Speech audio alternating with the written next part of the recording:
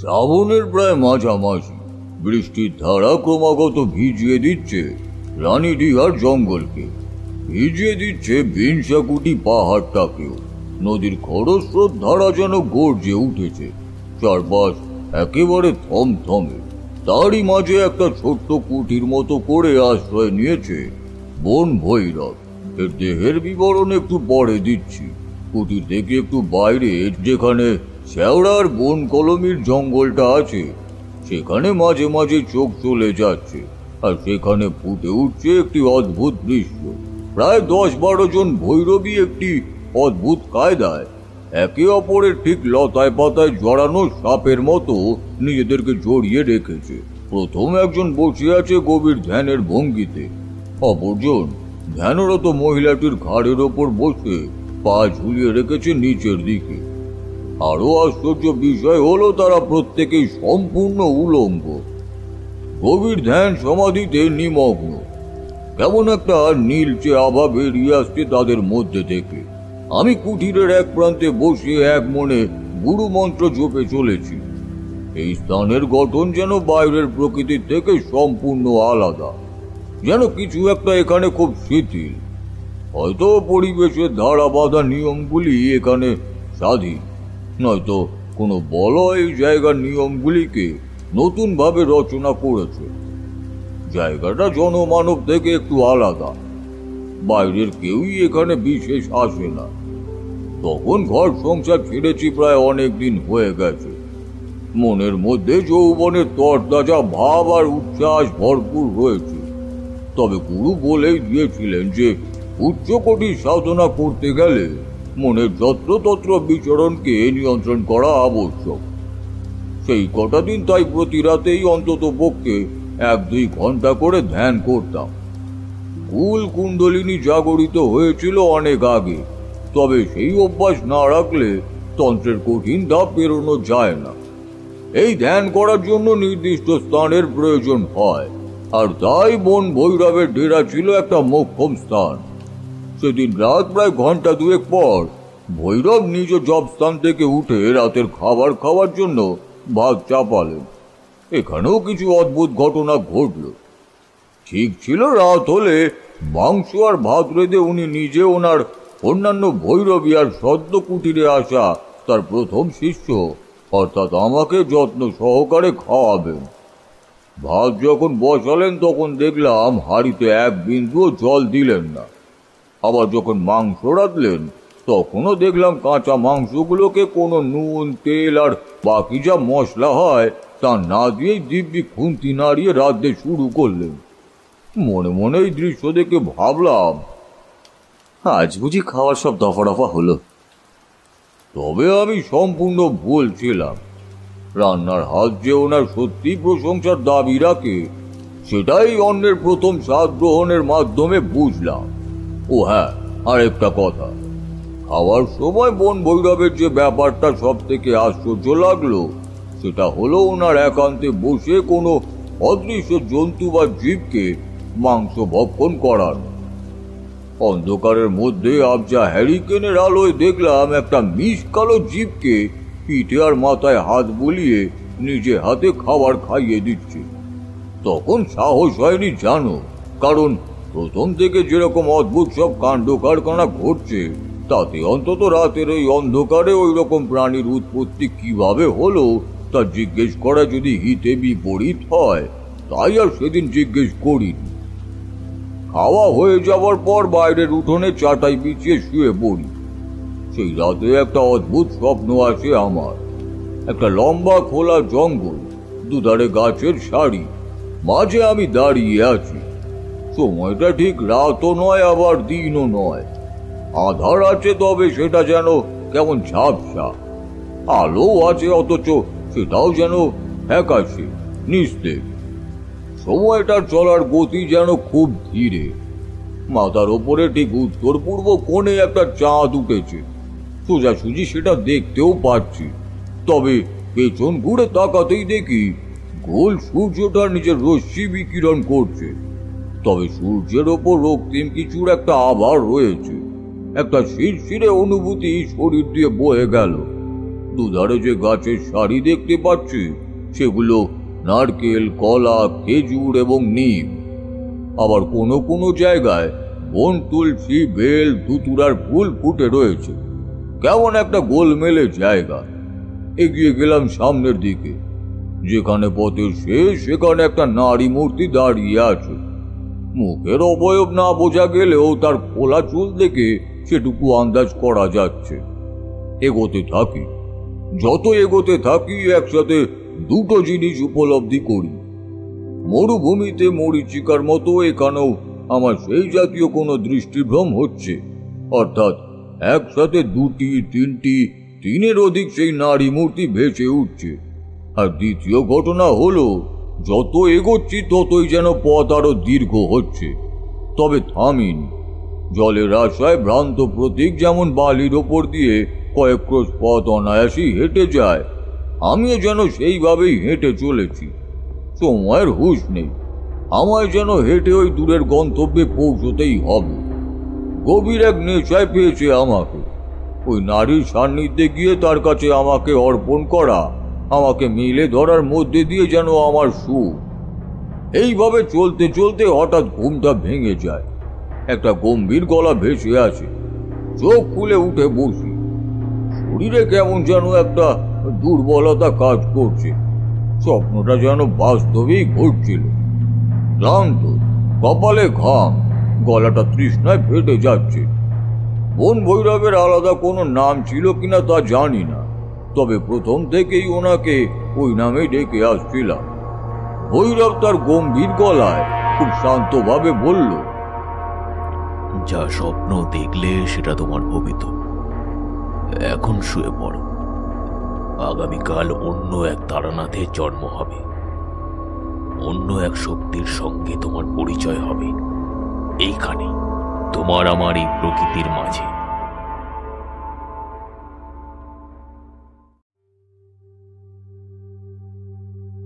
আজ তারানাথের বাড়িতে এসেছি দুপুরের দিকে। একাই এসেছিলাম। তারানাথ বাইরের খাটিয়ায় টান টান হয়ে শুয়ে বিশ্রাম করছিল। ভাবলাম ভুল সময়ে এসে পড়েছি, কিন্তু না, তারানাথ ঘুমের ঘরেই নাকি জানি না ঘুম ঝরানো ধরা গলায় বলল, এসো এসো। আসবে জানতাম, কিন্তু শরীরে ক্লান্তি আসায় একটু চোখ লেগে গেছিল।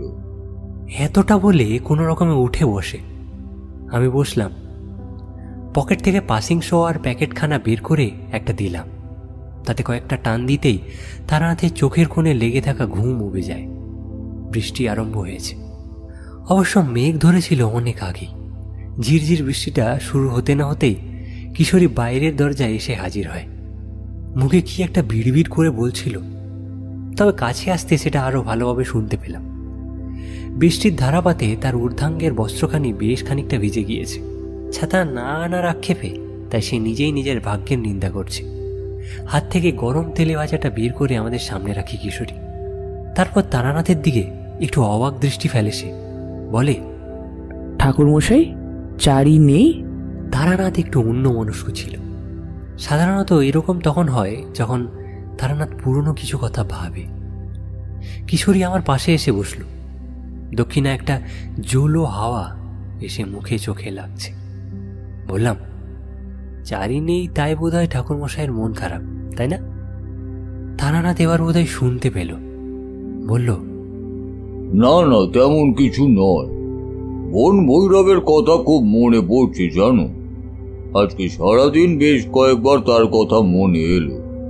ভেতরে জমে থাকা আগে সেই কষ্টটা আবার যেন বেরিয়ে আসতে চাইছে। আবছা স্মৃতি কেমন যেন ভিড় করছে। আমি আর কিশোরী দুজনেই একটু অবাক হলাম। সচরাচর তারানাথ আমাদের প্রথম অনুরোধের পরেও গল্প শোনাতে চায় না। অনেক কাকুতি মিনতির পর শোনায়, তবে এবার মেঘ না চাইতেই জল। বললাম, তিনি কে ঠাকুরমশাই? বৃষ্টিটা আগের থেকে এবার একটু বেশি জোরে নেমেছে। জমে থাকা মেঘের কারণে বেশ অন্ধকার হয়ে গেছে ঘরটা। তারানাথ তেলে ভাজার ঠোঙ্গাটা হাতে তুলে নিয়ে ভেতরের ঘরে ঢুকলো। তারপর প্রায় মিনিট 10 পর বেরিয়ে এলো। সঙ্গে করে নিয়ে এলো মুড়ি মাখা আর একটা মোমবাতি। মোমবাতিটা জ্বালাতেই তার আবছা আলোটা একটু হলুদ বলয় তৈরি করলো। কিশোরী এক মুঠো মুড়ি মুখে তুলে বলল, বন ভৈরবটা কি বললেন না যে? তারানাথ একটা পাসিং শো ধরিয়ে বলতে শুরু করলো, ঘর ছেড়েছি প্রায় বছর 3 হয়ে গেছে। এ গ্রাম ও গ্রাম ঘুরে বেড়াচ্ছি। মাধু পাগলির সাক্ষাৎ ঘটেছে তার কিছু বছর আগে। বেশ কিছু শক্তি তার মাধ্যমে হস্তগত হয়েছে। তখনও সেই বরাকার নদীর ধারে সেই সাধুর কাছে আসেনি। এর ঠিক মাঝে মানে মধুসুন্দরী দেবীর সাথে সাক্ষাৎ হওয়ার আগের ঘটনা। মনে মনে কেমন যেন দিকভ্রষ্ট আছে। চোখের সামনে দীর্ঘ পথ দেখতে পাচ্ছি। জানি আমাকে এগোতে হবে, আরো গভীরে ঢুকতে হবে তন্ত্রে। তবে কেন জানি না মনে সেই উদ্যমটা হারিয়ে গেছে, যেন সদ্য শেখানো কোনো অঙ্ক আমি ভুলে গিয়েছি। এমন সময় আমি আসি রানীডিহায়। গ্রামটা খুব ছোট। গ্রামের মানুষ সংখ্যা জনা 40-এর বেশি নয়। গ্রামের দক্ষিণ পূর্ব দিকে রয়েছে একটা বিশাল জঙ্গল। লোকে রানীডিহার জঙ্গল বলে। জঙ্গলের কাছে একটা শ্মশানও আছে। মানুষের যাতায়াতের গণ্ডি ওই শ্মশানটুকুর মধ্যে। সেই সীমানা পেরিয়ে জঙ্গলের মধ্যে আর কেউই যায় না। আমি কদিন গ্রামের মধ্যে ঘোরাঘুরি করলাম। ওখানকার মানুষ একটু ভীতু প্রকৃতির। প্রতিবারই দেখলাম আমাকে দেখেই এড়িয়ে যাচ্ছে। তাই খামোখা ওদের ভয়ের কারণ না হয়ে আশ্রয় নিলাম একটা বড় মন্দিরে। মন্দিরটার এক পাশের দেওয়াল পড়ে গিয়েছে। উর্ধাঙ্গের উড়ুনিখানা মেঝেতে বিছিয়ে বসে আছে। রাস্তায় আস্তে আস্তে একটা ছোট্ট গুমটি মতো দোকান থেকে 2 পয়সার মুড়ি আর বাতাসা কিনেছিলাম। তাই খেয়ে কোনো রকমে পেট ভরিয়ে রাখছি। আমি যতদিন বাইরে বেরিয়েছি, মানে ঘর সংসারের সীমানা অতিক্রম করে উদ্ভ্রান্তের প্রতীকের মতো ঘুরে বেরিয়েছি, ততদিন যে সব সময় ভালো ভালো খাবার পেতাম তা নয়। কখনো বুড়ি বোঝ হতো, আবার কখনো আধ পেটা বা না খেয়ে চলে যেত। এটাই তো বাইরে বেরোনোর আসল মজা। কখনো মাথা গোজার ঠাঁই পেতাম, আবার কখনো ভিজে ভিজে বা রোদে পুড়ে এগিয়ে চলতাম। জীবন তো আর থেমে থাকে না। কখনো সেটায় বাধা আসে, আবার কখনো সুখ। এখনো মানুষ সুখের পিপাসু, কিন্তু তা বলে কি জীবনে দুঃখ আসবে না? এইভাবে ওই মন্দিরে দিন 3 কাটালাম। মাঝে মাঝে বনের ফলকে কিংবা উপোস করে দিন যাপন করতাম। 4র্থ দিন ঘটলো একটা অদ্ভুত কাণ্ড। আমি সন্ধ্যার আহ্নিক সেরে ধ্যানে বসে আছি। মন্দিরে নয়, মন্দিরের বাইরের দিকে। কয়েকটা ডুমুর গাছ, বনকলমি শাখার আড়ালে একটানা কিছুর একটা বিজাতীয় আওয়াজ কানে আসছে। চোখ খুলিনি, তবে কেন জানি না মনে হচ্ছে যেটা আছে সেটা পার্থিব নয়। গায়ে কাঁটা দিয়ে উঠল। সাধারণত আমি ধ্যানে বসলে ঘন্টা 2-এর আগে উঠি না। এক মনে গুরু শেখানো মন্ত্র জপে যায়। এই রকম করতে করতে কখন যে 2 ঘন্টা কেটে যায় তা বোঝা যায় না। তো তখন ভাবলাম কোনো বন্য জীব হবে। তবে পরক্ষণেই মনে হলো জিনিসটা আমার সামনের ঝোপ থেকে উধাও হয়ে আমার ঠিক পেছনে মন্দির সংলগ্ন তেঁতুল গাছটার আড়ালে চলে গিয়েছে। এবার যে আওয়াজটা আসছে সেটা অনেকটা ঘন ঘন শ্বাস প্রশ্বাস নেওয়ার মতো, যেন সেটা অনেক চেষ্টা করছে যাতে আমার এই ধ্যান ভেঙে যায়। এইভাবে খানিক চলার পর কি ভেবে চোখ খুললাম, আর দেখলাম আমার থেকে মাত্র 3-4 আঙুল দূরে একটি অতিকায় ডাব গাছ দাঁড়িয়ে। একটু অবাক হলাম। আগে যখন বসেছিলাম তখন তো এটা দেখিনি। মাটি পুড়ে কিংবা আকাশ থেকে পড়লো নাকি, এইসব ভাবছি। দেখলাম চকিতে সেই গাছ অদৃশ্য হয়ে গেল। আর আমি যেখানে বসেছিলাম সেই জায়গার বেশ কিছু পরিবর্তন হলো। যেমন ধরো, আমার সামনে মন্দির সংলগ্ন অংশ বদলে গিয়ে একটি বিশালাকার নদীর তীরবর্তী অঞ্চলে পরিণত হয়েছে। আশেপাশে কিছু বুনোটে ঘাসের জঙ্গল আর বালির ঢিবি। অন্ধকার ঠিক নেই। চাঁদের আলোতে চারপাশটা ভালোই দেখা যাচ্ছে। নদীতে জল রয়েছে। একটা চাপা গুমোট ভাব চারপাশে ছড়িয়ে রয়েছে। আমি উঠে দাঁড়ালাম। দেখলাম আমার ঠিক পেছনে যেখানে মন্দিরের ভাঙা অবশিষ্ট জায়গাটা ছিল সেখানে এখন একটা উঁচু বাঁধ রয়েছে, গভীর জঙ্গল চারিদিকে, আর তারই মাঝে দেখলাম একটি অতিকায় জীবকে। জীবটা চার পেয়ে, চোখের মধ্যে যেন আগুন জ্বলছে, টকটকে লাল। কিছুটা এগিয়ে আসতেই বুঝলাম একটি ষাঁড়, তবে আশ্চর্য বিষয় তার পেটের দিকটা সম্পূর্ণ ফাঁকা, শরীরের ভেতর হাড় আর মাংসের রাশি দেখা যাচ্ছে। এর আগে গড়গড় করছে আর পুঁছছে, পায়ের মাটিটাও কেমন যেন কাঁপছে। এই সময় পায়ের দিকে তরল জাতীয় কিছু ছোঁয়া পেলাম। দেখলাম নদীর জলটা কি করে জানি না একটু একটু করে আমার দিকে এগিয়ে আসছে। তাহলে জোয়ার আসছে। সামনের দিকে উঁচু বাঁধ অতিক্রম করে যাওয়াটা তো কষ্টকর। এই মুহূর্তে আবার হঠাৎ করে চোখে পড়ল বাঁধের দিক থেকে যে ঝোপঝাড়গুলো আমার চোখে আসছিল, এতক্ষণ সেগুলো এবার ধীরে ধীরে মানুষের রূপ নিতে শুরু করেছে। আর তাদের পায়ের কাছে দেখতে পেলাম বিড়াল, কালো বিড়াল। প্রথমে তাদের সংখ্যাও ছিল কম, একটি কি দুটি, পরে তাদের সংখ্যা ক্রমাগত বাড়তে শুরু করে। একটা সময়ের পর সবকিছু যেন ঝাপসা দেখতে শুরু করি, যেন কেউ বা কারা আমাকে এই মুহূর্তে যেন টেনে নিতে চাইছে নদীর অতল জলে। চোখের পাতাটা ভারী হয়ে আসছে, মাথায় কেমন যেন অদ্ভুত এক ভার অনুভব করছি।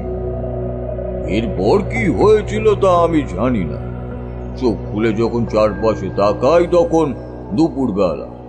প্রচন্ড জ্বর আর গায়ে ব্যথা, মাথা যন্ত্রণায় ফেটে যাচ্ছে, কপালে কিছুর একটা প্রলেপ লাগানো আছে। চারিদিকে একটা মিষ্টি ধূপ ধুনোর সুবাস। মাথার সামনে একজন বসে বিড়বিড় করে কিছু একটা বলছে, শুনতে পাচ্ছি না, তবে বুঝতে পারছি। জায়গাটা একটা ছোট্ট কুঠির মতো। চোখ খোলার পরেই একটা গম্ভীর গলায় কেউ বলে ওঠে, ওই জায়গায় রাত বিরেতে সময় কাটানোর ফল বুঝলে তো বাবা? মাথায় যন্ত্রণা নিয়েই উঠে বসলাম। লোকটার দিকে তাকালাম ভালো করে। মাথায় ছোট ছোট চুল, মুখে এক মুখ দাড়ি গোঁফ, ঊর্ধ্বাঙ্গে কিচ্ছু নেই। নিম্নাঙ্গে একটি ছোট করে পরা ধুতি, ধুতিখানা একেবারে অপরিষ্কার। চোখে একটা আশ্চর্য জ্যোতি, যেন হাজার আত্মার শক্তি তার মধ্যে রয়েছে। আমি সামনে রাখা ঘটি থেকে একটু জল খেলাম, তারপর একটু দুর্বল গলায় বললাম, আগে আমি এখন কোথায়? তুই এখন বন ভৈরবের ডেরায় রে বাপ। এদিক পানে কেউ আসতে পারে না। তার আগেই আমার ওই পোষা শঙ্খিনী নব আগন্তুকের জীবনলীলা শেষ করে দেয়। ওই মন্দির সংলগ্ন অঞ্চল থেকেই তেনার রাজত্ব। সে আমার গোলাম। নেহাত ব্যাপারটা আমার চোখে পড়েছিল, তাই না হলে এতক্ষণে তুমি যত বড়ই তান্ত্রিক হও না কেন, তেনার ভোগে পরিণত হতে। একটু ঘাবড়ে গেলাম। লোকটার কথাবার্তার ধরন আর মুখের অভিব্যক্তি স্পষ্ট জানান দিচ্ছে যে সে কোনো সাধারণ মানুষ নয়। আর তাছাড়া কালকের ওই ঘটনাগুলো সত্যি আমাকে বাকরুদ্ধ করে দিয়েছিল। তন্ত্র জীবনে এমন অনেক ঘটনা আমি প্রত্যক্ষ করেছি, সেখানে একাধিক অবাস্তব ঘটনার সাথে আমার পরিচয় হয়েছে। শঙ্খিনী এমন এক শক্তি যাকে দেখে আচ্ছা নাম করা তান্ত্রিকরাও ভয় পিছিয়ে যেতে বাধ্য হয়। নেহাত তন্ত্রের হাতে খড়ি আমার হয়েছিল, তাই দৃষ্টি আমার দুর্বল হয়ে যায়নি। নইলে ওই সময় দৃষ্টি দুর্বল হয়ে যাওয়ার মানে এই সাক্ষাৎ মৃত্যু। লোকটার কথা শুনে আরো যেটা বুঝলাম সেটা হলো যে সে পিশাচ সিদ্ধ তান্ত্রিক। আচরণ একেবারে সাধারণ মানুষের মতন হলেও এরা ভীষণ ক্রূর মেজাজের হয়। কোনো নিষিদ্ধ এলাকায় এদের বাস। জীবনে এমন অনেক পিশাচ সিদ্ধ তান্ত্রিকের সাথে আমার পরিচয় হয়েছে, যারা অনেকেই দাবি করে যে তারা কঙ্কিনী, শঙ্খিনী, হাকিনী, ডাকিনী ইত্যাদি একাধিক বিদ্যে আয়ত্ত করে মহাশক্তিধর হয়ে উঠেছে। তবে বিশ্বাস করো, একবার নদিয়ার কুলটিনী গ্রামে থাকতে সাক্ষাৎ হাকিনীর দর্শন করেছিলাম। পেল্লাই শরীর, গাত্রবর্ণ মিশমিশে কালো, মাথায় এক মাথা কালো চুল, মুখাবয়ব কথায় বর্ণনা করা যাবে না। চোখ মুখ থেকে রক্ত আর মাংস ঝরে পড়ছে, লোমশ শরীরের কোথাও কোথাও হাড় বেরিয়ে, দৃষ্টি কুড়ো, এদের বৈশিষ্ট্য হলো এরা যখন যেমন খুশি নিজেদের শরীর গলার আওয়াজ পরিবর্তন করতে পারে। এই শক্তিকে যে আদেশ দেওয়া হয় তা পালন না করা পর্যন্ত পিছপা হয় না। আর যদি কোনোভাবে বাধা পায় তাহলে নিজের মনিবকেই হত্যা করে। যাক, সে তো পরের কথা। সামনে দাঁড়িয়ে থাকা সেই লোকটি নিজেকে বন ভৈরব বলে পরিচয় দেয়। আমিও তাকে ওই নামেই ডাকতে থাকি। ভৈরব এমনিতে একেবারে সাধারণ মানুষের মতো কথা বলে, তবে কিছু কিছু সময় এমন অনেক ঘটনার বর্ণনা দেয় যা শুনলে তোমাদের শরীরে শিহরণ জেগে উঠবে। দুপুর নাগাদ ভৈরব নিজে এসে খাবার দিয়ে যায়। ভাত, মাছ, সজনে ডাঁটার পোস্ত আর ডাল তৃপ্তি করে খেলাম। তারপর আবার শুয়ে পড়লাম। শরীরটা তখনও ক্লান্ত ছিল। ভাবলাম কোনো রকমে আজকের এই রাতটা কাটিয়ে তারপর কাল সকালে চলে যাব। বিকেলে ঘুম থেকে উঠে ভৈরবকে আর কোথাও দেখতে পেলাম না, তাই একটু বাইরে বেরোলাম। চারিদিকটা কেমন যেন চুপচাপ। দূরে নীলচে আকাশটা ঘন জঙ্গলের আচ্ছাদনে ঢাকা পড়ে গেছে। একটা বুনো ফুলের গন্ধ নাকে এসে লাগছে। কয়েকটা বাদামি লেজ ঝোলা পাখি কুটিটার আশেপাশে ঘুরছে। দূরে বোধহয় একটা ঝর্ণা রয়েছে। রানীডিহার জঙ্গলে বিনাশকুটি পাহাড়টা রয়েছে। এই পাহাড়ের কথা আগেও শুনেছি।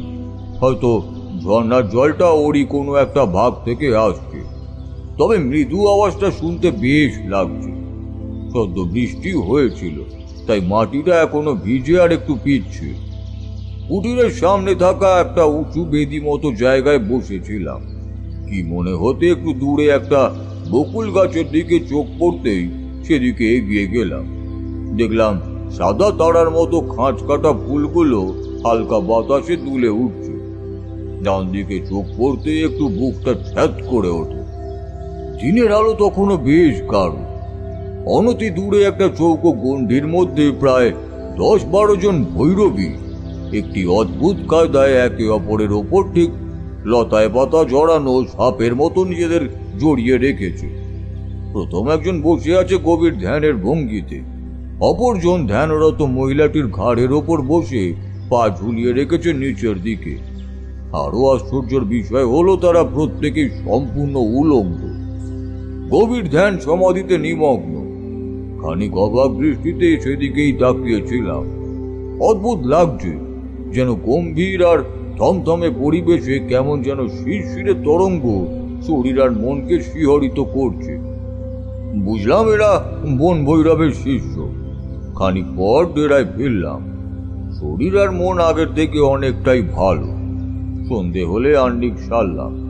যেখানে পুজো করলাম সেটা ভৈরবের নিজের পছন্দের জায়গা, কিন্তু সেই জায়গার বিশেষত্ব কি তা বুঝতে আমার আরো অনেক সময় লেগেছে। জায়গাটা একটা ছোট্ট উল্টানো গামলার মতো, মাটির ওপর তৈরি করা। তার ঠিক মাঝে একটা সরু অংশ, অনেকটা নারীদের জননঙ্গের মতো। তার চারিদিকে লাল সিঁদুর হলুদ দিয়ে বেশ করে মাখানো। দুধ দিয়ে প্রতিনিয়ত সেই জায়গাটা ধোয়া হয়।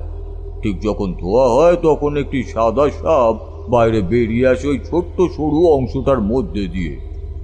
সেই সময় ঘরের মধ্যে কেউই থাকে না, একমাত্র ভৈরব নিজে ছাড়া। সে তার নিজের পাঁজরের হাড় আর বুকের রক্ত ভোগ হিসেবে দেয়। তারপর জবার মালা আর ধূপ দিয়ে ধ্যানে বসে। ধ্যান চলে গভীর রাত পর্যন্ত। সেই রাতে ভৈরব নিজে হাতে রান্না করে আমাকে খাওয়ানোর দায়িত্ব নেয়। তার নাকি সেই স্বাদ অনেক দিন। তার অদ্ভুত কায়দায় রান্না করার ভঙ্গিমাটি দেখলে যে কারোর খাবারে ঘেন্না ধরবে। কিন্তু মিথ্যে বলবো না, জানো, সেই রাতে ওই রকম অদ্ভুত রান্না আমি কোনোদিনও আর খাইনি। খাওয়া হয়ে যাওয়ার পর ঘরের এক কোণে চাটাই বিছিয়ে শুয়ে পড়ি। ঘরের এক কোণে জ্বলতে থাকা প্রদীপের আলোটা ধীরে ধীরে নিভে আসে। ঘুমের অতল জলে তলিয়ে যাওয়ার আগে খেয়াল করলাম জঙ্গলের মধ্যে রজনীর নতুন প্রাণ জেগে উঠছে। নিঃসঙ্গ রাতের একাকিত্ব কাটাতে সেথায় হাজির হয়েছে একাধিক পশু পাখি। নিচুতি রাতের মায়া ভরা জ্যোৎস্নার আলোয় তারা নিজেদের মেলে ধরেছে প্রাচীন অরণ্যের আদিম দেবতার কাছে। সেই রাতে একটা অদ্ভুত স্বপ্ন আসে আমার। একটা লম্বা খোলা জঙ্গল, দুধারে গাছের সারি, মাঝে আমি দাঁড়িয়ে আছি। সময়টা ঠিক রাতও নয় আবার দিনও নয়, আধার আছে তবে সেটা যেন কেমন ঝাপসা, আলো আছে অথচ সেটাও যেন ফ্যাকাশে নিস্তেজ। সময়টার চলার গতি যেন খুব ধীরে, যেন কেউ ইচ্ছে করে সেখানে সময়ের গতিকে কমিয়ে দিয়েছে। পৃথিবীর এই দিকটাতে যেন মানুষের আবাস নেই, যাদের আছে তারা আলাদা, তাদের অস্তিত্ব নেই আবার আছে, অনুভবে তাদের বোঝা যায়। এখানে প্রকৃতির অসত্য আর মিথ্যের নিয়ম খাটে না। মাথার ওপরে ঠিক উত্তর পূর্ব কোণে একটা চাঁদ উঠেছে, সোজাসুজি সেটা দেখতেও পাচ্ছি, তবে পেছন ঘুরে তাকাতেই দেখি গোল সূর্যটা নিজের রশ্মি বিকিরণ করছে। তবে সূর্যের ওপরে রক্তিম কিছুর একটা আভা বা হয়তো প্রলেপ রয়েছে। একটা শিরশিরে অনুভূতি শরীর দিয়ে বয়ে গেল। দুধারে যে গাছের সারি দেখতে পাচ্ছি সেগুলো নারকেল, কলা, খেজুর বা নিম। আবার কোনো কোনো জায়গায় বন তুলসী, বেল, ধুতুরার ফুল ফুটে রয়েছে। কেমন একটা গোলমেলে জায়গা। এগিয়ে গেলাম সামনের দিকে, যেখানে পথের শেষ সেখানে একটা নারী মূর্তি দাঁড়িয়ে আছে। মুখের অবয়ব না বোঝা গেলেও তার খোলা চুল দেখে সেটুকু আন্দাজ করাই যাচ্ছে। এগোতে থাকি, যত এগোতে থাকি একসাথে দুটো জিনিস উপলব্ধি করি।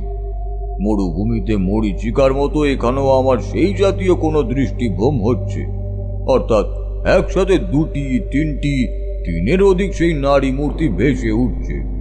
আর তৃতীয় ঘটনা হলো, যত এগোচ্ছি ততই যেন পথ আরো দীর্ঘ হচ্ছে, তবে থামিনি।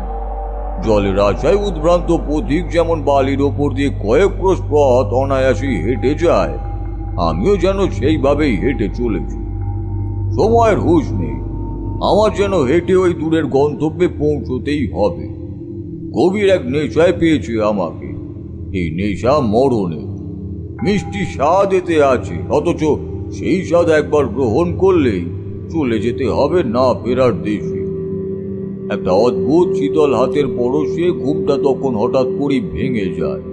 ধড়পড় করে উঠে বসি, দেখি ভৈরব হাতে করে একটা ছোট মালা আর দুটো ধুতুরার বীজ নিয়ে এসে আমাকে ছুঁয়ে কিছু একটা মন্ত্র পড়তে থাকে। আমি তো ঘুমের ঘোরে প্রথমটা কিছুই ঠাহর করতে পারিনি, পরে চোখ সয়ে এলে ব্যাপারটা বুঝতে পারি। ধুতুরার বীজ অসত্যের পাতায় মুড়ে তাকে নীল অপরাজিতা ফুলের মালা দিয়ে মুড়ে ঘুমন্ত ব্যক্তির সামনে বসে তাকে ছুঁয়ে ধরে থাকলে এবং একটি বিশেষ মন্ত্র উচ্চারণ করলে ঘুমন্ত ব্যক্তির স্বপ্ন যোগ বলে দেখা যায়। এ আমার গুরুর শেখানো। আমার ধারণা ভৈরব সেটাই করছিল। আমি রেগে গেছি বুঝতে পেরে সে বলল, স্বপ্নের সমস্তটাই দেখল। এই স্বপ্নের মানে জানিস? গলাটা বড্ড ধরে গিয়েছিল। ঘটি থেকে জল খেয়ে উঠে বসলাম, তারপর বললাম, আগে না, কি এর মানে? এটা ইঙ্গিত, এটা এক ওপারের ডাক, একে উপেক্ষা করা যায় না। তোর ডাক এসেছে, ডামাকুনির ডাক। বুকটা কেমন করে উঠল তখন, যেন কোনো অশুভ ডাক আমায় হাতছানি দিয়ে ডাকছে। ডামা আকুনি মানে? কাল ভোরে ভৈরবীদের মাঝে শুদ্ধ বস্ত্র পরে আমার জন্য অপেক্ষা করবি। আমি আসব, তারপর সব জানব। এখন শুয়ে পড়। সে রাতে ঘুম তো হলোই না, বরং হাজার হাজার চিন্তা মাথায় ঘুরতে থাকে। নিজের জীবনে একাধিক অভিজ্ঞতা হয়েছে, তাদের মধ্যে কোনোটা ভালো আবার কোনোটা খারাপ। তবে বন ভৈরবের ডেরায় এসে যে নতুন বিপদের মুখে পড়লাম, তার কারণ কি, এটাই আসল প্রশ্ন আমার মাথায় উকি দিতে থাকে। প্রথমবার শঙ্খিনীর হাতে, তারপর আবার এই নতুন আশঙ্কা। তবে একটা কথা ভৈরব বলেছিল আমাকে, আমার মৃত্যু এত সহজে লেখা নেই। তবে কি ভৈরব নিজে থেকেই এইসব ঘটাচ্ছে বা ঘটানোর চেষ্টা করছে? আমিও তারানাথ তান্ত্রিক, এত সহজে দমে যাওয়ার পাত্র আমি নই। তারানাথ একটু থামল, তারপর আমাদের বসতে বলে ভেতরের ঘরের দিকে চলে গেল। বৃষ্টি হচ্ছে ঠিকই, তবে আগের থেকে একটু কম। একটা ঠান্ডা বাতাস বয়ে যাচ্ছে ক্রমাগত। খোলা জানলাটা দিয়ে বাইরের খোলা আকাশটা দেখা যাচ্ছে, মানুষজনের ভিড় দেখা যাচ্ছে। তারানাথ ভেতর থেকে বেরিয়ে আসে, সঙ্গে করে আনে তালের ফুলুরি আর চা। বলে, চারিমা শ্বশুর বাড়ি যাওয়ার আগে ফুলুরি করে গেছে, সে জানতো তোমরা আসবে, তাই নিয়ে এলাম। সত্যি ঠাকুরমশাই, মেয়েটা না থাকলে ঘরটা কেমন ফাঁকা ফাঁকা লাগে। তারানাথকে উদ্দেশ্য করে জিজ্ঞেস করলাম, চারি কবে আসবে, কিছু বলেছে নাকি? গেলই তো ওই আগের সোমবার, এ মাসে আর আসবে না।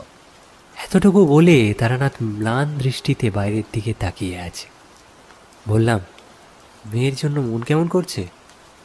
তারানাথ মুচকি হাসল, তারপর বলল, না না, তেমন কিছু নয়, তবে কেন জানি না মেয়েটা ঘরে থাকলে একরাশ চিন্তার থেকে মুক্তি পায়। বাবাদের জীবনে তার মেয়ের গুরুত্ব অনেক বেশি জানো। ছোট হলে আমি তাকে সন্তান ভেবে মানুষ করি, আর বড় হলে সে আমাকে নিজ সন্তান ভেবে খেয়াল রাখে। যাক, ওইসব ভাবনা এখন দূরে থাক, আসল ঘটনায় আসা যাক। হ্যাঁ, কতদূর বললাম জানো? রাতের বেলা ওই ডামা আকুনির কথা, তারপর আপনার বনভৈরবের সাথে ভোরের বেলা সাক্ষাৎ হবে, এতদূর পর্যন্ত বললেন। হ্যাঁ হ্যাঁ, তো ওই তার কথা মতো ভোর রাতে ঘুম থেকে উঠে স্নান সেরে ভালো বস্ত্র পরে ভৈরবীদের মাঝে গিয়ে উপস্থিত হলাম। আগের মতো এবারও দেখলাম তারা প্রত্যেকেই ধ্যানে মগ্ন। এ সময় কিশোরী তারানাথকে থামিয়ে জিজ্ঞেস করল, ভৈরবীরা কি সারা দিন রাত ধ্যান করে? কথাটা শুনে তারানাথ যে খুব একটা প্রসন্ন হয়েছে সেটা মনে হলো না। তাও যতটা সম্ভব নিজেকে শান্ত করে বলল, ভৈরবী জীবনে কোনোদিন দেখেছো? তারা সর্বদা নিজেকে শান্ত রাখার চেষ্টা করে, সর্বদা কুল কুণ্ডলিনী চক্রকে জাগিয়ে রাখে। যে যেই সাধনায় পারদর্শী সে সর্বদা নিজেকে ধ্যান সমাধিতে ডুবিয়ে রাখে, তাদের মধ্যে বস্তুগত কোনো ইচ্ছা থাকে না। যাক, সেসব কথা তোমরা সে বুঝবে না। তোমরা যাকে বলে শার্ট প্যান্ট পরা শহরের বাবুটি বটে, তন্ত্রের সঠিক জ্ঞান না থাকলে এসব বোঝা সম্ভব নয়। আমি পরিস্থিতি সামাল দিয়ে বললাম, আচ্ছা ছাড়ুন না, আপনি বলুন ঠাকুরমশাই। সেদিন আবহাওয়া কেমন যেন থমথমে ছিল, ঝড় আসার ঠিক পূর্ব মুহূর্তে যেমন থাকে ঠিক সেই রকম। পশ্চিমা বাতাসের সাথে একটা মাতাল করে দেওয়া ঘূর্ণি যেন মাঝে মাঝে কোনো এক অতল গহ্বর থেকে বেরিয়েছে নতুন এক বার্তাকে পৌঁছে দিচ্ছে ভৈরবের কাছে। সেদিন সেও কেমন যেন অস্থির ছিল। আমার কাছে এসে সে বসে, তারপর শান্ত আর ধীর গলায় বলে, তোমাকে আমি আমার শিষ্য করতে চাই, তবে তার জন্য তোমাকে কিছু পরীক্ষা দিতে হবে, আর সেই পরীক্ষায় উত্তীর্ণ হতে পারলেই আমি তোমাকে আমার সবচেয়ে শক্তিশালী বিদ্যে দান করব। আমি তো পড়লাম মহা বিপদে। গুরু নিজেই তার শিষ্যকে যখন বেছে নিয়েছে, তখন আমি আর আগ বাড়িয়ে তাকে বাধা দিতে পারি না। তাছাড়া আমি একজন উদ্ভ্রান্ত পথিক কেবল। তখন আমি মানসিক আর শারীরিকভাবে পরীক্ষা দেওয়ার জন্য প্রস্তুত ছিলাম না, তবে কিছু করার নেই। এসে যখন পড়েছি তখন অগত্যা আমাকে ভৈরবের কথা মেনেই চলতে হতো। একটা কথা ভেবে আমার খুব অস্থির মনে হচ্ছিল। ভৈরব কিন্তু সাধারণ কোনো মানুষ ছিল না। সে আদৌ সারা রাত কি করে, কোথায় থাকে, কোথায় ঘুরে বেড়ায় তা আমি এই দুদিনে জানতে পারিনি। মুখে বলা কথা আর যতটুকু তাকে বাইরে থেকে বোঝার চেষ্টা করেছি, তাতে আমার মনে হয়েছে যে লোকটা উচ্চকোটি সাধকের মধ্যে একজন। আমার দিকে ভৈরব এক দৃষ্টে কিছুক্ষণ চেয়ে থাকে, তারপর বলে, ওই খ্যাপামাগির কাছ থেকে যখন বেঁচে ফিরেছিস, তখন তোকে কেউ সহজে মারতে পারবে না। তবে হ্যাঁ, তোর কপালে এখনো অনেক কিছু লেখা আছে, তবে তাদের সঙ্গও তোকে ছাড়তে হবে। যাক, সে পরের কথা, এখন মন দিয়ে শোন। এতটা বলে সে কানের ওপরে গোঁজা একটা বিড়ি হাতে নিয়ে সেটা ধরিয়ে তাতে বেশ কটা টান দেয়। তারপর বলে, দেখ, হরিপুর নামক এক জায়গায় তোকে যেতে হবে। সেখানে বেতুয়া নদীর পাড়ে তোকে আশ্রয় নিতে হবে। ওখানেই আসবে আমার গুরু ভাইয়ের ছোট ছেলে বলরাম। তার ঘরেই তোর সঙ্গে দেখা হবে ডামা আকুনির। কাল রাতে অনেকবার জানতে চেয়েছিলি যে কি এই ডামা আকুনি। আগে হ্যাঁ। ডামাকুনি কি তার সঠিক ব্যাখ্যা হয় না, কারণ এর একাধিক রূপ। মানুষ, ছায়া, ধোঁয়া, পাখি, সাপ যা কিছুই হতে পারে। যে কোনো মানুষের মধ্যে এরা প্রবেশ করতে পারে। এদের কাছে দিন রাত বলে কিছু হয় না, শুধু হয় এদের অবস্থানের ছাপ। কোনো বস্তু বা মানুষের আকার ধারণ করলে কিছু না কিছু ছাপ বা দাগ বা কিছু একটা ইঙ্গিত এদের রাখতেই হয়। সেই ছাপ বা ইঙ্গিত কি হতে পারে সেটা বলা যাবে না, তবে তা তোর চোখে ধরা পড়বে, যেটা একটু আলাদা। সাধারণভাবে সেগুলো প্রকৃতিতে হয় না। তোকে তা খুঁজে বের করে তাকে তার স্থানে ফেরত পাঠাতে হবে, নইলে সে তোকে তার সঙ্গে নিয়ে যাবে তার দেশে, যেখানে আমার গুরুও চলে গেল। শেষের কয়েকটা শব্দ আমার কানে এসে বিঁধল। জিজ্ঞেস করলাম, গুরু চলে গেল মানে? আমার গুরুদেবও ছিলেন পিশাচ সিদ্ধতান্ত্রিক, তবে শেষ রক্ষা হয়নি। গুরু ভাইয়ের ভিটেতে প্রথম যখন এই শক্তির প্রবেশ হয়, তখনই আমার ডাক পড়ে। গুরুদেবের ভাই শম্ভুচরণ দাদার মতোই সব সাধনা করতে গিয়ে তা অর্ধ সমাপ্ত করে যোগ্য স্থান থেকে উঠে পড়ে। 1,000 সবের শক্তি সঞ্চার হয় ডামাকুনির মধ্যে। তারপর থেকে একে একে শম্ভুচরণ, দস্যুপুত্র গজেন্দ্র, নন্দদুলাল এবং তার গোটা পরিবার মারা যায়।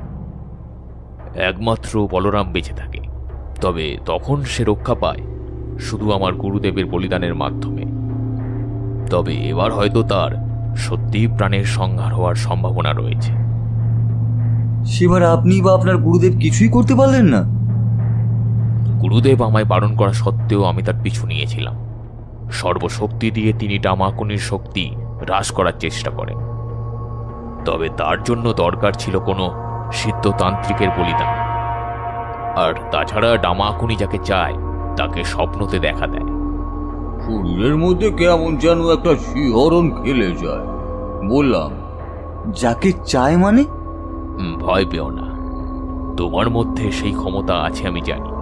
আমি তোমার সঙ্গে আছি, তাই ভয় পেও না। আপনি তো আমার চেয়েও অনেক বেশি শক্তিধর, তাহলে আপনি নিজে কেন যাচ্ছেন না? একটা অর্থহীন হাসি হেসে সে বলে, বললাম না, যার সঙ্গে তার বোঝাপড়া হবে তাকে সে স্বপ্নে দেখা দেয়। তোমাকে দেখা দিয়েছে মানে হয় তুমি এই যুদ্ধে জিতবে, নয়তো সে। তবে ও তো মায়াবী, তাই চোখ কান সজাগ রেখে চললে তাকে ধরে তার স্থানে ফিরিয়ে দিতে বেশি কষ্ট হবে না। আমার কাছে কি এমন শক্তি আছে যে সে আমাকেই বাঁচলো? তোমার মধ্যে মানবতার শক্তি আছে, একটা ভালো মানুষের শক্তি আছে। শুদ্ধ চিত্তে যখনই তুমি সাধনায় বসবে, তখনই মায়ের শক্তি তোমার দেহে সঞ্চার হবে। ভালোবাসার চাইতে বড় শক্তি, বড় তন্ত্র আর কোথাও হয় না। আমি স্থির হয়ে বসে রইলাম, মাথায় একরাশ চিন্তা এদিক ওদিক ঘুরে বেড়াচ্ছে। সেদিন বুঝলাম নিয়তি মানুষকে কোথায় কোন দিকে টানে তা আগে থেকে বোঝা যায় না। ভৈরব উঠে যায়, যাওয়ার সময় একটা কথা বলে, আমি তোর মধ্যেই বিলীন হব, বিলীন হয়ে যাব। ঠিক যেমন এই জগৎ সংসারে আমার গুরু বিলীন হয়, ঠিক যেমন কোটি কোটি আত্মা এই জাগতিক মায়া কাটিয়ে পরমেশ্বরে বিলীন হয়, ঠিক তেমনই আমি বিলীন হব। এই কথাগুলো বলতে বলতে সে কোথায় মিলিয়ে যায়। দূর থেকে তার গলার আওয়াজ ভেসে আসে, প্রবল আনন্দে যেন হাসতে থাকে সে, যেন সে জানে যে এই যুদ্ধে আমি হয়তো বলরামকে বাঁচিয়ে দেব। তার গুরুর আত্মা যেন শান্তি পাবে। ডামাকুনি ভিড়ে যাবে নিজের জায়গায়। হরিপুর যখন ঢুকি তখন সন্ধে, চারিদিকে একটা অস্বাভাবিক নীরবতা। নদীর কাছে তখনও পৌঁছায়নি। এই গ্রামটা আগের মতো নয়, লোক সমাগম আছে, তবে কেউ কারোর সঙ্গে খুব একটা কথা বলে না। বাজার থেকে রাত কাটানোর জন্য কিছু জিনিস কিনে নিয়েছিলাম। তখন ট্যাকে যতটুকু পয়সা ছিল তাতে ওইটুকু রাতই চলত। তারপরে কি হবে সবই ঈশ্বর জানে। শুকনো মুরগি আর বাতাসা খেতে খেতে বসে আছি নদীর ধারে। নদীর ধারেই শ্মশান, বুঝলে। নদীতে জল নেই ঠিকই, তবে চারিদিকটা বেশ খোলামেলা থাকায় বসে বসে জায়গাখানা উপভোগ করতে মন্দ লাগছে না। মন্দিরের সামনেই শিবের মন্দির।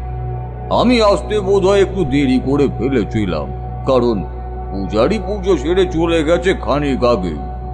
ভেতর থেকে ধূপ ধুনোর গন্ধ ভেসে আসছে। একটা বিশাল বট গাছের তলায় বসে আছে।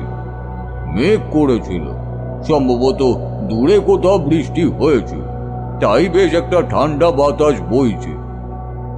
সারাদিনের পথ চলাতে ক্লান্তি চোখ যেন জুড়ে আসে। এই করতে করতে রাত হয়। তোমাদের তো আগেও বলেছি, রাতের দিকে প্রতিদিন ধ্যান করা আমার অভ্যেসে দাঁড়িয়েছিল। তাই ওই গাছতলাতে বসেই ধ্যান করতে শুরু করি। মনটাকে একটা নির্দিষ্ট জায়গায় রেখে গুরু মন্ত্র জপতে থাকি। দূরে কোথাও কোনো মানুষের আওয়াজ নেই, বেশ শান্ত চারিদিক। মনের মধ্যে জমে থাকা চিন্তাগুলো অনেকটা কমে এসেছে, তবে একেবারে মিলিয়ে যায়নি। প্রায় ঘন্টা খানেক পর যখন চোখ খুলি তখন দেখি শ্মশানে কিছু মানুষের ভিড় জমেছে। হরিধ্বনি দিতে দিতে মানুষ এগিয়ে আসছে নদীর পাড়ে। হাতে তাদের মশাল কিংবা হ্যারিকেন রয়েছে। খানিক কাছে আসতেই মনে একটা প্রশ্ন দেখা দিল। বন ভৈরব বলেছিল নদীর পাড়েই বলরাম আমার সাথে দেখা করতে আসবে। কি মনে হতে উঠে দাঁড়ালাম। জমে থাকা ভিড়টা একটু দূরে মরাটাকে শুয়ে রেখে তারপর আগুন জ্বালানোর ব্যবস্থা করছে সকলে। আমি তাদের কাছে গেলাম। তাদের মধ্যে একজন ওরের দিকে চোখ পড়তেই কেন জানি না বুকের ভেতরে সেই আগের চিন্তার উদ্বেগগুলো মাথা চাড়া দিয়ে উঠল। লোকটা ফুঁপিয়ে ফুঁপিয়ে কাঁদছে।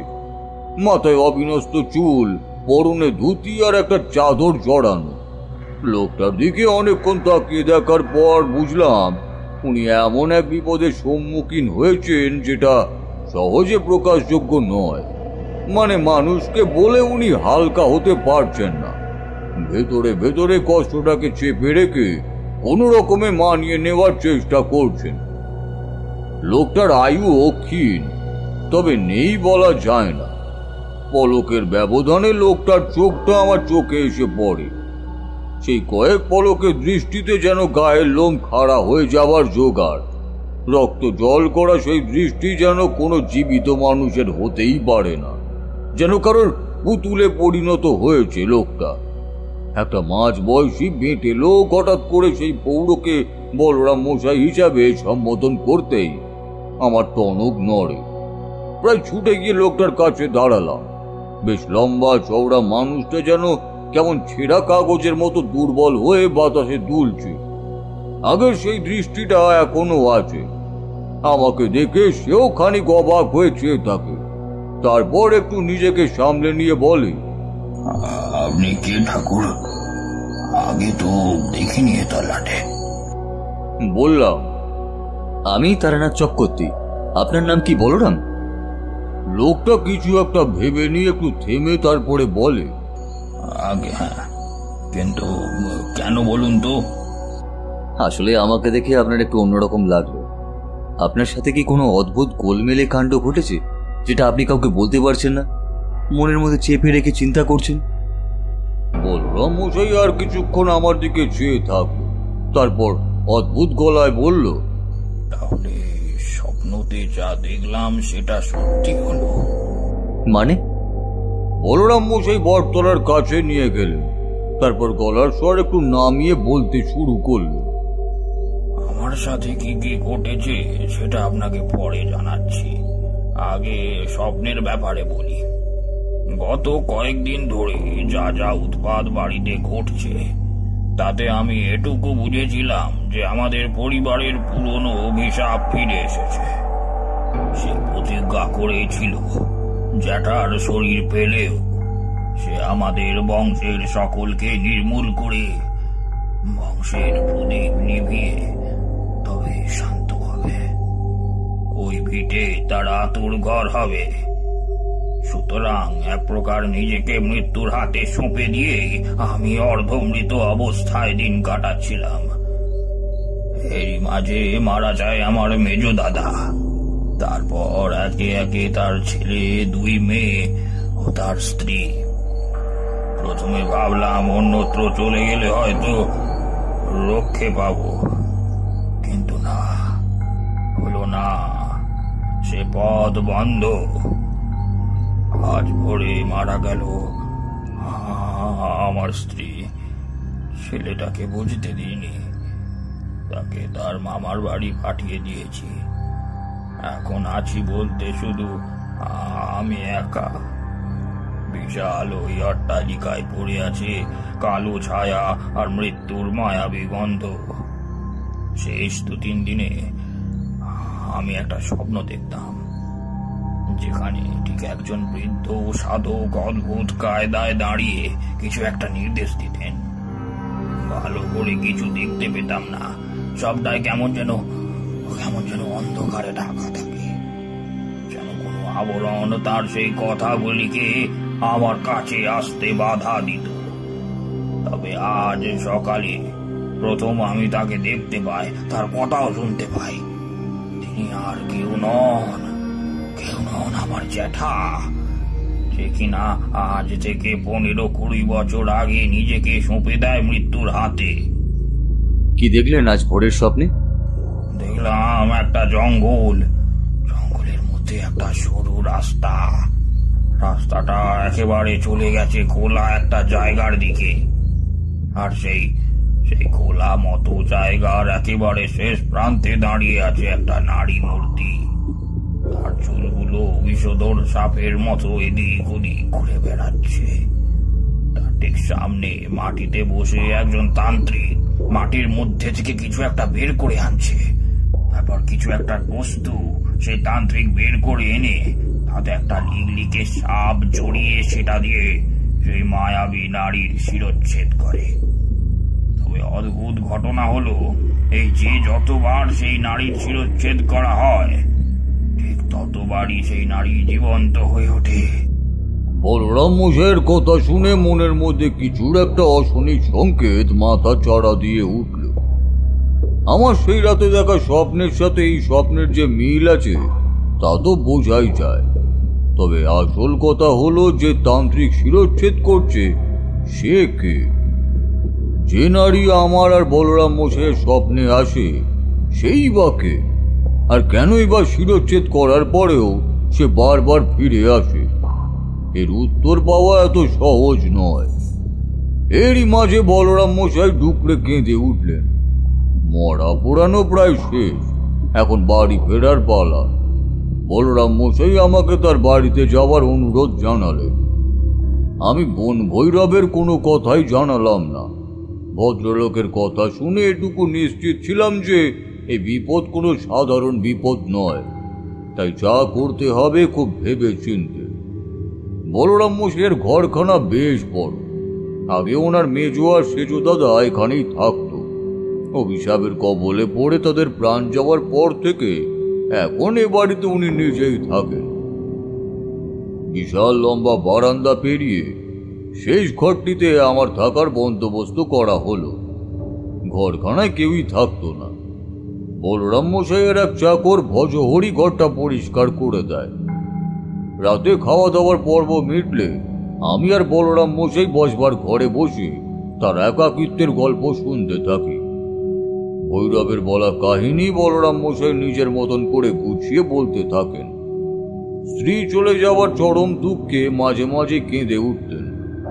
আমি তখন যতটা সম্ভব ওনাকে শান্ত করার চেষ্টা করতাম। ঘুমোতে যখন যাই তখন অনেক রাত হয়েছে। রাতের আধারে নিতর বাড়ির অভ্যন্তরে যেন একরাশ দমচাপা কালো মেঘ এসে হুমড়িকে পড়ে বিশাল বারান্দায়। কাহিন শরীর যেন গুটি সুটি মেরে চুপ করে বসে থাকে অন্ধকারের মধ্যে। রাতের শেষ প্রহর শুরু হলো প্রচন্ড বজ্রপাত আর ঝোড়ো হাওয়া।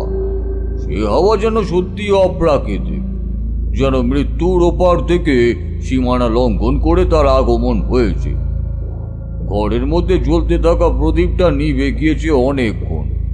খোলা জানালাটা দিয়ে মাতাল করে দেওয়া হাওয়া বইছে। উঠে বসলাম।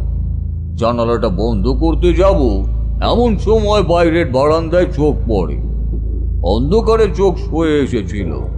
দেখলাম স্বপ্নে দেখা সেই অদ্ভুত নারী মূর্তি বারান্দার একেবারে সে সীমানায় দাঁড়িয়ে এক দৃষ্টি আমার দিকে তাকিয়ে আছে। কালো ধোঁয়া বেরিয়ে আসছে তার দেহ থেকে। চারপাশ কেমন একটা বিশ্রী গন্ধ। বাইরে সে দুর্গম হাওয়া যেন সেই দুর্গন্ধকে সর্বত্র ছড়িয়ে দেওয়ার চেষ্টা করছে। সময় হয়েছে বুঝলাম। আমি জানতাম যে ডামাকুনি আসবে আজ রাতে। সাক্ষাৎ হওয়া শুধু সময়ের অপেক্ষায় ছিল। কালো ধোঁয়ার পিছু নিলাম, ধীরে ধীরে বাইরে গেলাম। এমন নয় যে কেউ আকর্ষণ করছে, তবে যেতে ভালোই লাগছে। যেন বলরাম মশাইয়ের স্বপ্ন সত্যি কি মিথ্যে তা হয়তো এই নারী মূর্তিকে ধাওয়া করলেই জানতে পারব। চলার পথে অনেক সময় চোখে ঝাপসা দেখছিলাম। ঝড়ের তীব্র বাতাসের দাপটে হয়তো চোখে ধুলোবালি ঢুকেছিল। ধীরে ধীরে চেনা সব রাস্তার আদল বদলে গেল, আর যে জায়গায় আমি এসে থামলাম সেটা আর অন্য কোথাও না, বরং সেই জায়গা আমার আগের চেনা জায়গা, যার নাম রানীডিহার জঙ্গল। সেই একই মাটি, সোজা রাস্তা, চারিদিকে জঙ্গল, অদ্ভুত রঙের সব ফুল। যে পথের ওপর দিয়ে আমি হেঁটে চলেছি সেটা যেন এবার ধীরে ধীরে আরো প্রশস্ত হচ্ছে। ঠিক চোখের সামনে ফুটে উঠেছে একটি গোল চাঁদ। উত্তর দিকে সে জ্যোৎস্নাময় রাতের জন্ম হয়েছে। সেই জায়গায় অদ্ভুত সেই চাঁদের আলো মায়াময় পরিবেশের সৃষ্টি করছে। মাথা ঘুরিয়ে দেখলাম দক্ষিণ আকাশে ফুটে উঠছে উজ্জ্বল সূর্য। তার উজ্জ্বল কিরণ দক্ষিণ আকাশে হলদেটে আলোর জন্ম দিয়েছে। রাতের কোনো স্বপ্ন কি বাস্তবে ঘটছে? যেন মনে হচ্ছে স্বপ্নের ওপর দিয়ে হেঁটে চলেছি। যখন সেই নারী মূর্তির কাছে পৌঁছলাম তখন তাকে দেখলাম মন ভরে। আহা, কি চমৎকার তার রূপ! মুখমণ্ডলে এক অদ্ভুত মিষ্টতা। মাথার এলোমেলো চুল যেন তার মোহময়তাকে আরো অনেক গুণ বাড়িয়ে দিয়েছে। পরনে একটি বেগুনি কাপড়, চোখে কাজল, আর সর্বত্র গয়না। এমন সময় চোখ পড়ল মাটিতে। মাটির ওপর একটা উল্টানো কুঁজো দেখতে পেলাম, আর তার ঠিক মাঝে রয়েছে একটা সরু গর্ত। সেই সরু গর্তের মধ্যে হতে দেখা যাচ্ছে একটি সাদা সাপকে, যেটা মাঝে মাঝে তার দেহটা বের করে আমার দিকে তাকাচ্ছে আর আবার ভেতরে ঢুকে যাচ্ছে। হঠাৎ মনের মধ্যে একটা ছবি ভেসে উঠল। বন ভৈরবের ডেরাতে ওই একই সাপ দেখেছিলাম। ভৈরব প্রতিনিয়তই সাপটিকে তার সেই উল্টোনো কুঁজোর বাসস্থানটিকে পুজো করত। দূর থেকে একজনের চেনার গলার শব্দ ভেসে আসে। বলরাম মশাই ডাকছেন, কিন্তু আমার যেন সেদিকে তাকাতে বিন্দু মাত্র ইচ্ছে করছে না। এমন সময় মাটির তলাটা হঠাৎ কেঁপে উঠল, ঠিক ভূমিকম্প এলে যেমনটি হয়। নিচে তাকিয়ে দেখতেই বুকটা ছ্যাঁত করে উঠল। দেখলাম ভৈরবের মৃতদেহের ওপর আমি বসে আছি, আর আমার চারিদিকে সব সাধনার সমগ্র উপাচার সামগ্রী ছড়িয়ে রয়েছে। ভৈরব মৃত। সামনে দাঁড়িয়ে থাকা সেই নারী মূর্তি ধীরে ধীরে বদলে যেতে শুরু করলো। এবার সে তার আসল রূপ ধারণ করতে শুরু করে। কালচে শরীরের সর্বত্র রক্তের দাগ, মাংসের টুকরো। কয়েকটা কাক এসে তাকে চারিদিক থেকে জড়িয়ে ধরল। আমি যেন বশীভূত হয়ে তা দেখতে থাকলাম। এই রূপ যেন আমি কোথাও একটা দেখেছি। হঠাৎ সেই মৃত ভৈরবের শরীর নড়ে উঠল। বুঝলাম সময় হয়েছে। পাশে সুরার বাটিটা দেখে একটু করে সুরা আর কাঁচা রক্তের মাংস মিশ্রণটাকে নিয়ে মুখে ঢেলে দিলাম। ভৈরবের দুই গাল বেয়ে রক্ত গড়িয়ে পড়ল। এরপর চোখ বন্ধ করলাম। সব সাধনার উপাচার আমি জানতাম, তাই সেই নিয়ম অনুসারে করে চললাম সাধনা। প্রতিবার এক একটি কাজ হওয়ার সাথে সাথেই ঘটে চলল নানান দৃশ্য। কোনো সময় আমার মা উপস্থিত আমার কাছে, আবার কোনো সময় সেই কালো ধোঁয়া বদলে গিয়ে পরিণত হলো বিশাল অতিকায় এক সিংহে। তার গর্জন যেন বুকে রক্ত জল করে দেবে। কোনো সময় শুরু হলো তুমুল বৃষ্টি, আবার কোনো সময় শুরু হলো শিলাবৃষ্টি। আবার কখনো কালো কয়েকটা ছায়া দৌড়ে এসে আমার গলা টিপতে চাইলো। আবার কোনো সময় শয়ে শয়ে মৌমাছি এসে হুল ফোটাতে লাগলো আমার গায়ে। তবে এটা ভেবে এখনো অবাক লাগে যে তখন বিন্দু মাত্র ভয়, জ্বালা, যন্ত্রণা কিছুই অনুভূত হয়নি আমার। সাধনার পর গর্ত থেকে সেই সাপ বেরিয়ে এলো। সাপের দেহে বেশ কিছু পরিবর্তন হয়েছে। শ্বেত শুভ্র সর্পের শরীর থেকে সাদা জ্যোতিপুঞ্জ ঠিকরে বেরিয়ে আসছে, যেন সেই জ্যোতি শুভ্র ধূম্র কুণ্ডলীর ন্যায় গ্রাস করতে পারে সমস্ত জঙ্গলটাকে। সেই জঙ্গল এবার ধীরে ধীরে তার রূপ পরিবর্তন করতে শুরু করলো। সাদা বেল ফুল পড়তে শুরু করলো গোটা আকাশটা থেকে।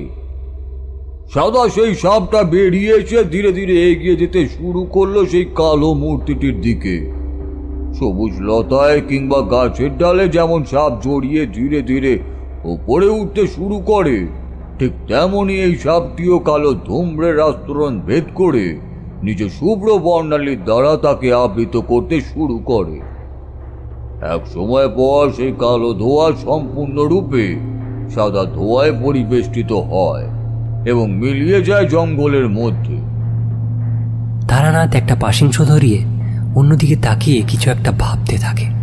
ঠিক ভাবনা নয়, যেন সেই আগে রানীডিহার জঙ্গলের পুরনো স্মৃতির কথা ভাবতে শুরু করে। কিশোরী বলে ওঠে, ঠিক মাথায় ঢুকলো না, সাপের সাথে সেই ডামা আকুনির কি সম্পর্ক? তারানাথ হাসে, তারপর বলে, সম্পর্ক অনেক, বলি শোনো। ভৈরব ছোট বয়সে গুরুকে হারায়। ডামা আকুনিকে বন ভৈরবের গুরু সম্পূর্ণরূপে মেরে ফেলতে না পারলেও তার শক্তিকে অনেকটা শোষণ করে নেয়। ফলে তখন সেই শক্তি দুর্বল হয়ে যায়। আবার কিছু বছর পর ডামা আকুনি শক্তি ফিরে পায় এবং বলরাম মশাইয়ের পরিবারকে একে একে ধ্বংস করতে শুরু করে। এই কয়েক বছরের মধ্যেই বন ভৈরব নিজেকে সিদ্ধ তান্ত্রিকে রূপান্তরিত করে, আর সেই গর্তের মধ্যে সে শ্বেত সর্পকে সে নিজে পুজো করত। সেটা হলো তার গুরুর পরজন্ম। মৃত্যুর পর সেই জন্মে আবার ফিরে এসেছে এক পবিত্র সর্পের রূপ ধরে। 3 সিদ্ধ তান্ত্রিকের বলিদানই পারে এই ডামা আকুনিকে চিরতরে মুছে ফেলতে। প্রথমবার ভৈরবের গুরুদেব নিজের শরীর দিয়ে ওই অশুভ শক্তিকে আটকে রাখে। দ্বিতীয়বার ভৈরব এবং তার গুরুর পরজন্ম অর্থাৎ সেই শ্বেত সর্প একসাথে আমার দ্বারা পূজিত হয়ে শুদ্ধ হয়ে সেই ডামা আকুনিকে বিনষ্ট করে। যে স্থানে আমি ভৈরবের মৃতদেহের ওপর বসে সাধনা করেছি, সেই স্থল সৃষ্টি করেছিল ভৈরব নিজে, শঙ্খিনীর শক্তিকে কাজে লাগিয়ে। এর ফলে ওই রকম ভয়ঙ্কর শক্তিকে সামনে দেখেও আমার কোনো ভয় কাজ করেনি।